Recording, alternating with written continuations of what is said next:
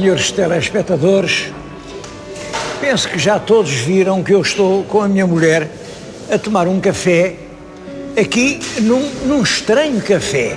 Bom, estou no Café de Santa Cruz, em Coimbra. É um lugar onde eu venho muitas vezes. Como sabem, eu estou a fazer programas para a televisão há imenso tempo. Estive a contá-los, acho que já fiz 1200 programas. Uns são no Norte, outros são no Sul, outros são no Leste, enfim, outros são nos Açores, outros na Madeira, outros por esse mundo fora. Mas a quantidade de vezes que eu passo aqui a caminho do Norte é enorme. E faço sempre todo o possível por vir a Coimbra. Não é só para vir a Coimbra. Olha, é para vir aqui, a este café, porque entrar no Café de Santa Cruz é assim uma espécie de dar um grande mergulho na história. Uma história de muitas épocas. Esta abóbada que viram foi construída no século XVI, no tempo do rei Dom João III, e foi construída por uma razão. Estava a pensar-se em transferir a universidade, que então dava aulas em Lisboa, aqui para Coimbra e aqui para Santa Cruz, porque Santa Cruz é que era realmente o grande centro da cultura em Portugal. Já havia ensino em Santa Cruz desde o século XII, quando depois se fundou a universidade. Portanto, o rei pensou em pôr a universidade aqui em Santa Cruz e para isso mandou aqui um frade Jerónimo, que era um homem de talento, mas com um feitio péssimo. Ele chamava-se Frei Brás de Barros. Eu nem sei se não será daí que veio a palavra Ferrabrás, porque ele realmente portou-se mal, zangou-se aqui com os frades de Santa Cruz, arranjou um sangue dos diabos, a universidade acabou por não vir para aqui, mas ele tinha mandado fazer aqui este edifício para servir de igreja, porque Santa Cruz era a igreja paroquial. Lá na igreja há as missas todos os dias, aos batizados, aos casamentos, aos funerais, à agitação. E o Frei Brás entendia que a universidade tinha que funcionar num sítio diferente, um sítio onde não houvesse barulho. Para isso, mandou fazer aqui ao lado este templo, que serviu realmente de matriz à freguesia de Santa Cruz. Depois vieram os liberais, acabaram com tudo isto, acabaram com o convento, e este edifício ficou durante algum tempo a ser um casarão abandonado, entregue aos ratos e às teias de aranha e a uma ruína iminente. Bom, e depois teve muitas utilizações. Isto, depois de ser um casarão abandonado, foi a esquadra da polícia. A seguir foi o quartel dos bombeiros. A seguir foi o correio. Depois foi uma casa de funerária.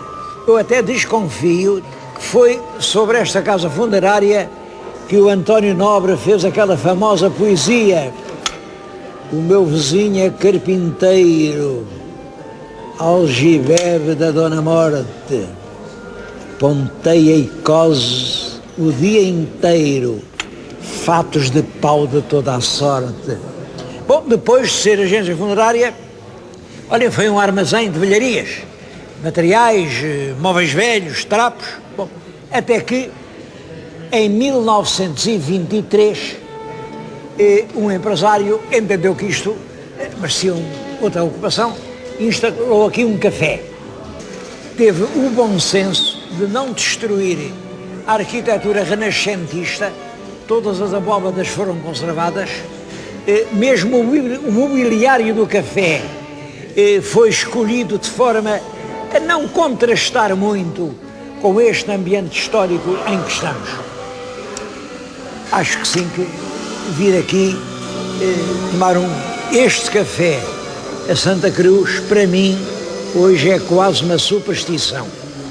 E é aqui que eu começo este programa, um programa que dei o título de Coimbra tem mais encanto. Coimbra tem mais, mas todos sabem, é um verso um famoso fado de Coimbra. Coimbra tem mais encanto na hora da despedida, mas é algo que eu agora estou a sentir de uma forma especial. Também para mim agora, que estou na hora de despedida, Coimbra tem mais encanto. Bom, vim hoje aqui só para lhes dizer porquê.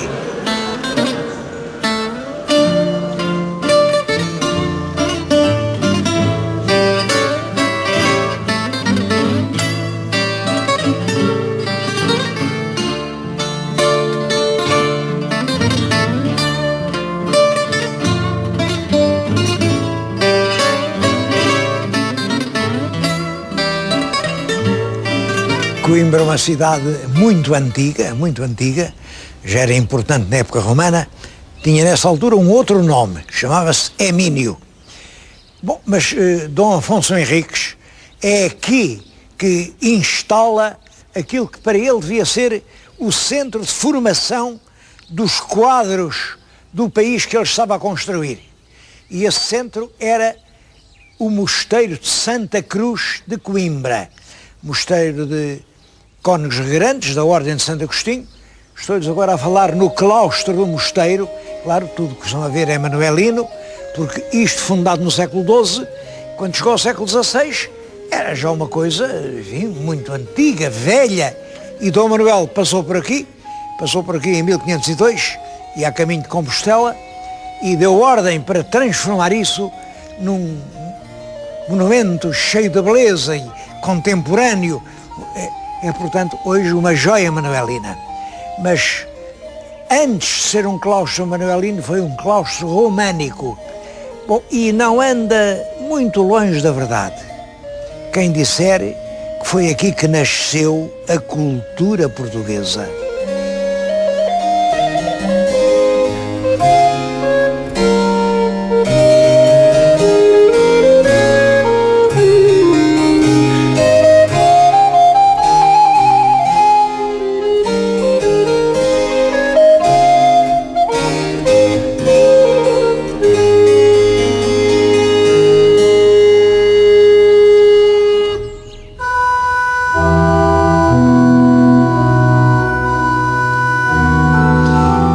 Também esta a primeira capital do jovem Reino de Portugal. Os reis estavam frequentemente aqui, nos seus passos de Alcáçova, onde hoje está a universidade, e o primeiro rei, Dom Afonso Henriques, pôs no testamento que queria ficar enterrado aqui, na Capela Mor da Igreja de Santa Cruz que ele tinha fundado. Era um túmulo assim raso ao chão, alumiado por uma candeia, até que um sucessor, o 14º rei de Portugal, mas em termos de gerações, 10 gerações depois, passa por aqui Dom Manuel e manda fazer um túmulo grandioso. Reparem, este conjunto até lá acima é uma das obras-primas da escultura portuguesa. Isto feito pelos mestres de Coimbra. É um túmulo grandioso. Bem, ele bem o merece. Este homem fundou Portugal. Em frente está um outro túmulo, o túmulo do filho, Dom Sancho I, foi também um grande rei. Dom Manuel mandou fazer um túmulo semelhante. Lá está Sancho I. Depois o filho de Sancho I, Dom Afonso II, esse já preferiu ficar sepultado em Alcobaça. Vê-se lá o túmulo em Alcobaça. O filho de Afonso II é o Dom Sancho II, coitado esse, olhem, foi para o exílio, morreu em Toledo, diz que o enterraram lá na catedral, mas por mais voltas que dessem, nunca mais lhe encontraram os despojos. Houve a ideia de o trazer outra vez para Portugal, mas perdeu-se-lhe o rasto. O irmão, que depois se fez coroar rei, Dom Afonso III, o grande rei bolonhês, esse voltou a escolher o túmulo em Alcobaça. Mas já o filho, Dom Dinis, quis se enterrar em Odivelas. Lá está o túmulo dele em Odivelas. Os reis, os túmulos mudavam, mas Coimbra conservou sempre este orgulho, esta fidalguia de ter sido a primeira capital do jovem reino de Portugal. É claro que Coimbra não tem só história. Coimbra é hoje uma cidade moderna, uma cidade com grande dinamismo, uma cidade universitária por excelência, mas conserva muito do seu passado. Eu agora estou-lhes a falar aqui num lugar sagrado em Coimbra, que é a Porta de Almedina. Estão a vê-la ali, a Porta de Almedina era uma das portas da cidade de Coimbra medieval. Esta porta é importante para compreender Coimbra. Era uma cidade num um esporão rochoso, alto, que se estendia sobre o grande estuário do rio Mondego. Lá tudo isso acabou, o rio foi sendo assoreado, foi recuando, e hoje, é claro, a Foz do Mondego, como sabem, está lá longe na Figueira da Foz. Mas na cidade medieval, esta era uma das portas. O Arco de Almedina, o que quer dizer o Arco da Cidade. É curioso, vejam que depois puseram lá como pedras uma evocação da Rainha Santa. Também a Rainha Santa Isabel, esposa do rei Dom Dinis, faz parte da história de Coimbra.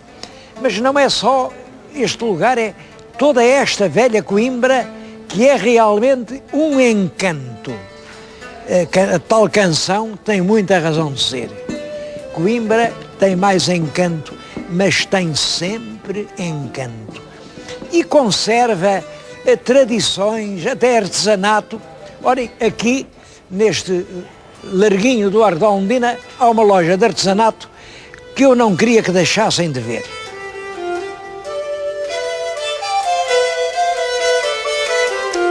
O principal artesanato de Coimbra é hoje a famosa loiça de Coimbra.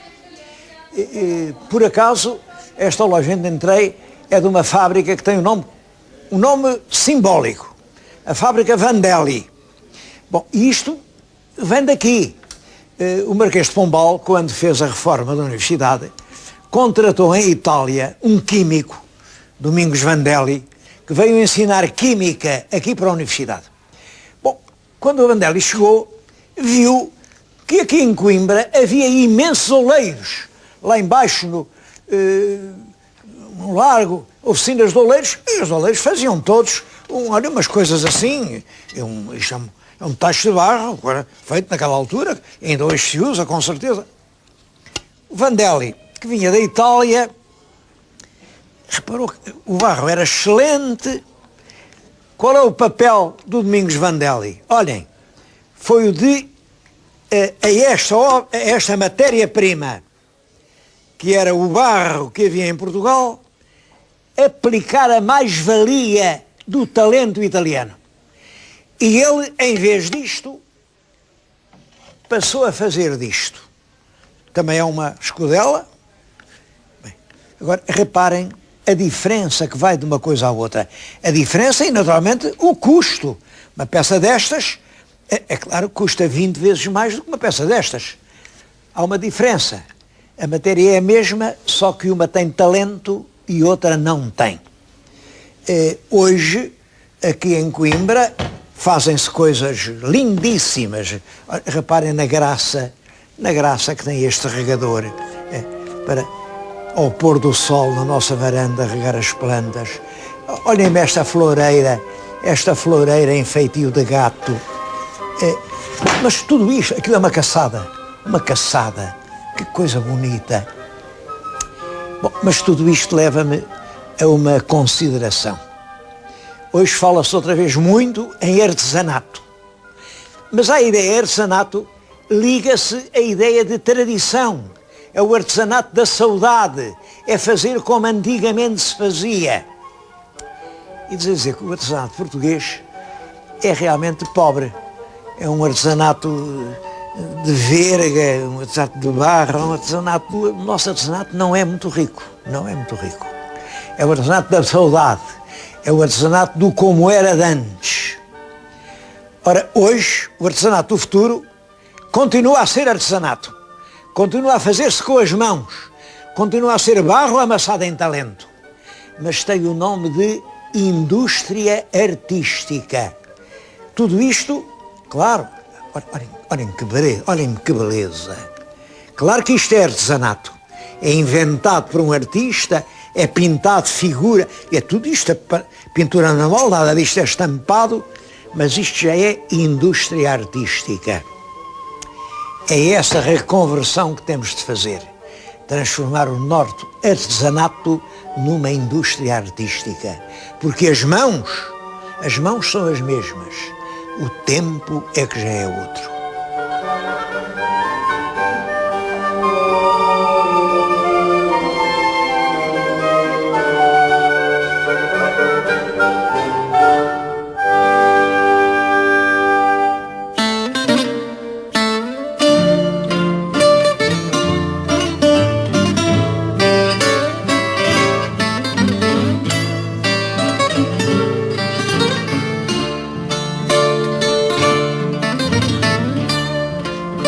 Mas o que hoje torna Coimbra uma cidade célebre, não só em Portugal, mas um pouco em todo o mundo civilizado, é a sua universidade. É hoje uma grande universidade, em muitos campos é muito notável, tem grandes professores. Ela atualmente é frequentada por cerca de 25 mil estudantes. Há quem diga que esse número é pouco, há quem diga que esse número é muito. Eu penso que isso não me interessa nada, o que interessa é saber se esses estudantes estão a estudar aquilo que eles gostam e aquilo que o país precisa. O problema concreto da nossa universidade é adaptá-lo às necessidades do desenvolvimento coletivo e do aperfeiçoamento individual. A pessoa, pelo simples direito de nascer, tem o direito de existir, de fazer aquilo de que gosta, aquilo de que mais gosta, é claro, na medida em que o seu valor o permita. Quando se diz que queremos que todos sejam doutores, isto é uma tolice. Isto é uma tolice. O que queremos é que todos aqueles que têm capacidade para ser doutores, o sejam. Portanto, dar a cada português uma formação à medida da sua capacidade e da sua vocação. Essa é, a meu ver, a missão da Universidade Portuguesa. É que na Coimbra tem um papel, olhem, por exemplo, aqui em frente vive a Faculdade de Direito. O direito civil do Brasil foi todo, no fundo, feito aqui. O Brasil estudou pela nossa cartilha. As elites culturais portuguesas do século XIX, toda a geração de 70, por exemplo, passou por aqui. O Antero do Cantal foi aqui que estudou, foi aqui que se fez célebre. O Essa de Queiroz foi aqui que estudou. O Geral dizia muito mal disto, mas também é natural. É natural que os estudantes digam sempre mal das escolas. Eles estão no seu papel de estudantes e as escolas no seu papel de guardiãs do saber já constituído. Mas, a propósito de tantos que estudaram por aqui, muitos deles foram poetas, e eu queria recordar alguns.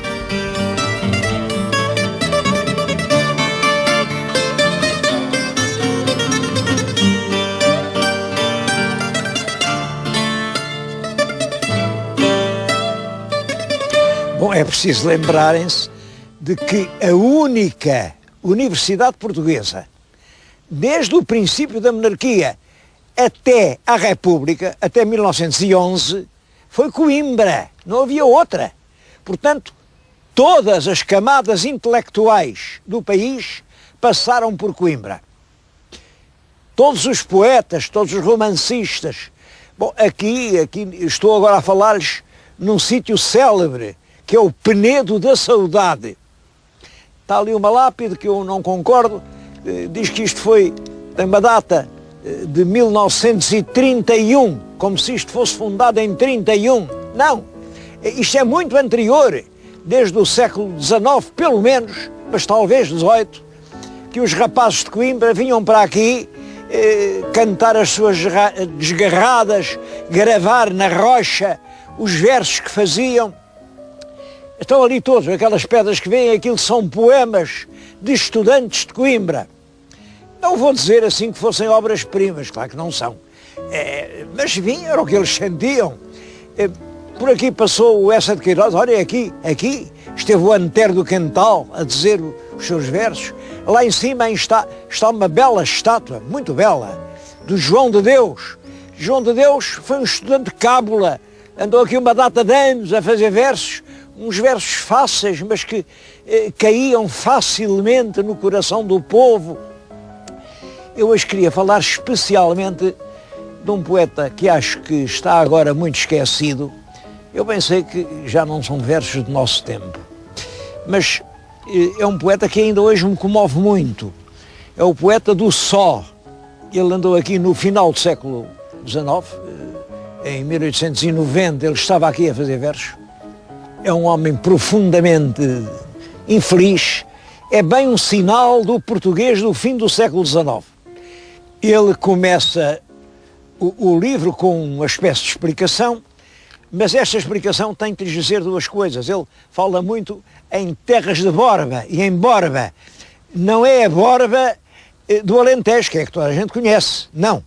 É uma pequena aldeia de Borba, em Trás-os-Montes, junto do rio Borba, e é dessa que ele fala. O poema é este. Ora isto, senhores, deu-se em Trás-os-Montes, em terras de Borba, com torres e pontes. Português antigo, do tempo da guerra, levou o destino para longe da terra. Passaram os anos, a Borba voltou, e que linda menina que um dia encontrou. Que linhas fidalgas e que olhos castanhos. E um dia na igreja correram os banhos. Mais tarde, debaixo de um signo mofino, pela lua nova, nasceu um menino. Num berço de prata dormia deitado. Vieram 3 moiras dizer-lhe o seu fado. Abria o menino os olhos tão doces. Serás um príncipe, mas antes não fosses. Sucede, no entanto, que o outono veio e um dia ela resolve ir dar um passeio. Calçou as sandálias, tocou-se de flores. Vou ali adiante à cova em Berlinda, António, e já venho. Mas nunca mais veio. Veio o esposo, vendo que ela não voltava, vai lá ter com ela e por lá se quedava. Oh, homem egrégio, de estirpe divina, alma de bronze, coração de menina. Em vão corri o mundo, não vos encontrei. Por vales que fora, por eles voltei.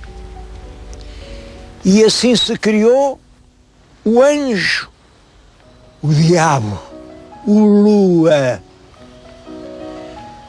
Ele corre o seu fado, a culpa não é sua. Sempre é agradável ter um filho Virgílio. Ouvid estes carmes que ele compôs no exílio. Ouvi-o vós todos, meus bons portugueses, pelo cair das folhas, que é o melhor dos meses. Mas tende cautela, não vos faça mal, que é o livro mais triste que há em Portugal. Ele tinha razão, é um livro profundamente dramático. É escrito já à beira da morte. Isto são poemas reunidos numa longa fase da vida.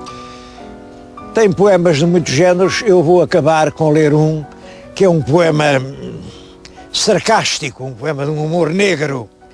É ele a fazer uma blague com o seu próprio enterro. Bom, eu leio o poema, mas queria-lhe explicar 2 palavras que hoje já não são correntes. Uma é a palavra algibebe. Os antigos algibebes vendiam roupa velha para as pessoas, e outra é a palavra dandy. Dandy queria dizer elegante, janota, penostra, era um dandy, era pretencioso. O poema é este. O meu vizinho é carpinteiro, algibebe da Dona Morte, ponteia e cose o dia inteiro, fatos de pau de toda a sorte. Mogno, de broados de veludo, Flandre gentil, Pinho do Norte. Ora, eu que trago um sobretudo que já me vai aborrecer, fui-me lá ontem, era entrudo, havia imenso que fazer. Olá, bom homem, eu quero um fato, tem que me sirva. Vamos a ver. Olhou em roda, mexeu a casa toda. Eis aqui um e bem barato. E está na moda? Está na moda. Gostei e nem quis apressá-lo. Muito justinho, pouca roda. Quando posso mandar o escolo? Ao pôr do sol. E o homem pôs-se a plainá-lo. Oh, meus amigos, salvo erro, juro pela alma, pelo céu, nenhum de vós ao meu enterro irá mais dandy, olhai, do que eu. São estranhos versos. E eu, olhem, sinto-me feliz por estar aqui a recordá-los no penedo da saudade, onde ele talvez os tenha dito pela primeira vez.